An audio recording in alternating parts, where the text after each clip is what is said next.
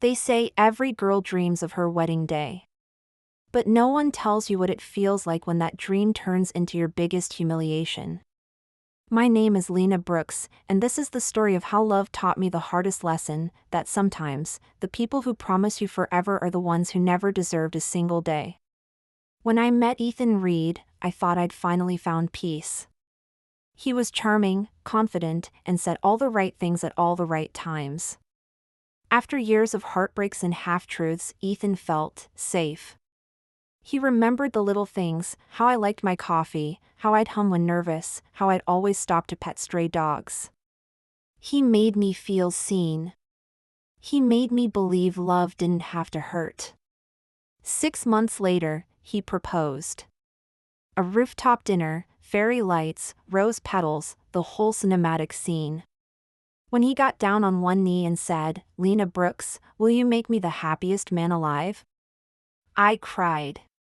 Of course, I said yes. We spent weeks planning the wedding, or, more accurately, I did. Ethan was busy with work, but I told myself it was okay.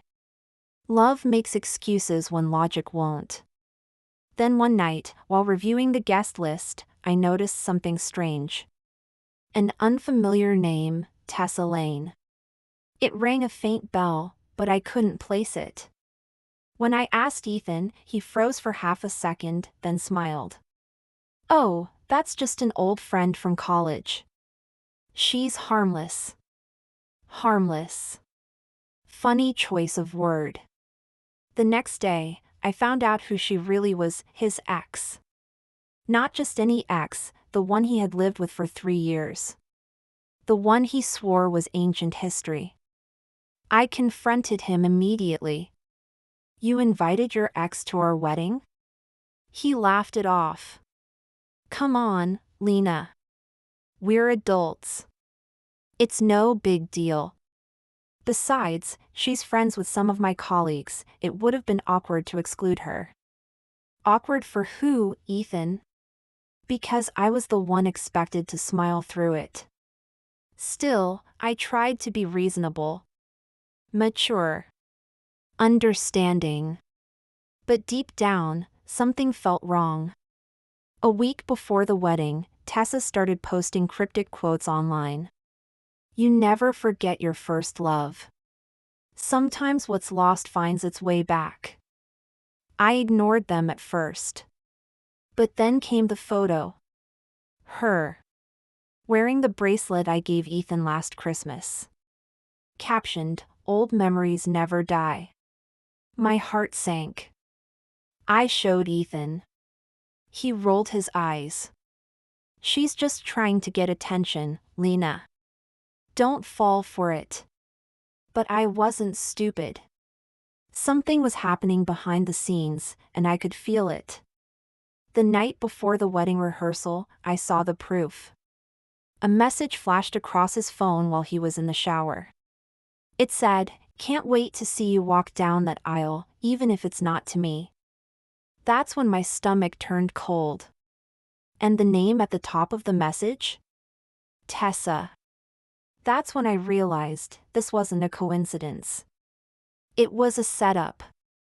He hadn't just invited her. He'd been seeing her.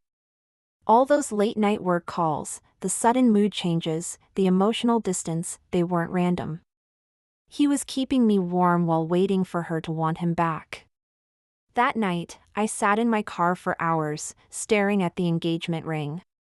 It felt heavy, not with meaning, but with lies. And I knew then, I wouldn't cancel the wedding. Oh no. I'd go through with it. But not for love. For truth. Because if Ethan wanted an audience for his betrayal, I was going to give him one. He thought he was marrying the perfect fool. But I was already planning his perfect downfall. Tell me, what would you do if your fiancé invited his ex to your wedding? Would you walk away quietly, or let karma walk him down the aisle? The morning of my wedding felt surreal. The dress was perfect. The venue was stunning. Every detail, the music, the flowers, the lighting radiated beauty. But inside me? There was nothing but silence. The kind of silence that comes right before a storm. Ethan thought I was still blissfully unaware. He didn't know that while he was rehearsing his vows, I was rehearsing my reveal. I hadn't slept all night. Instead, I made a few quiet phone calls. To my friend Marcy, who worked in media production. To my cousin Owen, a tech expert. And to one more person, someone Ethan would never expect to show up. Tessa. When I called her, she answered cautiously. Lena? Why are you calling me? Her voice dripped with false innocence. I smiled to myself. Because I think we both deserve the truth. Don't you? There was a long pause. Then she said, You know about us, don't you? Yes, I said. And I think you deserve to know something too. He told me you were pathetic for still wanting him. That did it. Her tone shifted instantly. What? He said that? Oh, he said plenty. Maybe you should come see for yourself. And just like that, the trap was set. The ceremony began under a glowing canopy of white roses and string lights. Guests whispered about how radiant I looked. Ethan stood at the altar, all smiles, completely unaware that his entire world was about to crumble in front of 200 people. As the music played and I walked down the aisle, I didn't feel nervous. I felt free. Because I wasn't walking toward him, I was walking toward closure. We reached the altar. The officiant began the ceremony. Do you, Ethan Reed, take Lena Brooks to be your lawfully wedded wife? He smiled and said, I do. And then, it was my turn. Do you, Lena Brooks, take Ethan Reed? I paused. Everyone turned to look at me. That silence? It stretched like glass. Finally, I spoke, calm, steady, every word slicing through the air. Before I answer that, there's something I'd like to share with everyone here. Ethan's smile froze. I turned toward the audience. You all came to celebrate love today. But what's love without truth? I motioned to my cousin Owen. He pressed a button on his tablet. The giant LED screen behind us, the one meant to play our engagement slideshow, flickered to life. And there it was. A string of screenshots. Messages. Photos. Late-night texts between Ethan and Tessa. The guests gasped. Someone even dropped a glass. Ethan's face turned white. Lena, what are you doing? I cut him off. Oh, don't look so shocked. You wanted everyone here to witness our love. I'm just showing them what it really looks like. Then came the final twist. A video message from Tessa herself. She'd shown up early, found me backstage, and decided to help. On screen, she said, Ethan, you told me she was just a backup. That you'd never actually marry her. Well, surprise. The room erupted. People whispered, gasped, even laughed in disbelief. Ethan stammered, This isn't what it looks like. I turned back to him, took off my ring, and said quietly, No, Ethan. It's exactly what it looks like. Then I handed the ring to him and walked down the aisle. The same one I'd walked up minutes before. Except this time, I wasn't the bride. I was the storm leaving wreckage behind. Guests stepped aside, murmuring as I passed. I could hear someone clapping. Then another. And suddenly, there was applause, hesitant at first, then louder. It wasn't for drama. It was for freedom. He thought the wedding would seal his future. He didn't realize it would bury his reputation. Would you have exposed him at the altar? Or vanished in silence? Comment truth always wins if you think Lena did the right thing. The next morning, my face was everywhere. Clips from the wedding had gone viral, the bride who exposed the groom. Someone had filmed the entire thing. Millions of views, thousands of comments.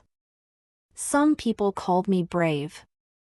Others called me ruthless. But the truth? I wasn't either. I was just done pretending. For days, Ethan tried to reach me. Calls. Messages. Emails. All left unread. He even came to my apartment once. Stood outside my door for an hour, begging me to talk. But there are no words left when the truth has already spoken for you. Then came the whispers from mutual friends. He's been fired. His new girlfriend left him. He's trying to start over, somewhere else. I didn't smile. I didn't celebrate. Because revenge isn't about watching them fall. It's about watching yourself rise again. So that's what I did. I poured everything, my pain, my anger, my confusion, into rebuilding myself. I went back to work, sharper than ever. I applied for a promotion I'd been too distracted to chase before. And when I got it, my boss said, "You've been through hell, Lena. But somehow, you came out stronger." He was right. Because strength isn't about how loud you are when you win. It's about how calm you stay when you lose everything. A few months later, I ran into Tessa. Of all places, at a charity gala. She looked different. Softer. When she saw me, she hesitated before walking over. "Lena," she said quietly, "I just wanted to say, thank you. For showing me who he really was." I smiled faintly. "Don't thank me," I said. "Just promise yourself you'll never let someone like him define your worth again." She nodded, and for the first time, I believed her. We weren't friends. We never would be. But in that moment, there was something like peace. Two women who'd both been burned, finally stepping out of the fire. Weeks passed. The noise faded. And one evening, I found myself back at the place where Ethan had first proposed. That little cafe by the lake. I sat there alone, sipping my coffee, watching the reflection of city lights on the water. I thought about everything that had happened. How easily love can turn into betrayal. How quickly promises can rot into lies. But mostly, how sometimes, being broken is what teaches you how to rebuild properly. Because I didn't walk away from that wedding empty-handed. I walked away with myself. And that's something he could never take from me again. Some betrayals break you. Others remake you. Mine did both, and I wouldn't change a single moment of it. What would you have done if you discovered the truth before your wedding day? Would you walk away quietly, or expose it for everyone to see? Comment never settle for lies if you believe self-respect is the best revenge. And don't miss next week's story, he cheated his way to the top. Until I became his boss. Trust me, that one's Maya Carter's most powerful comeback yet.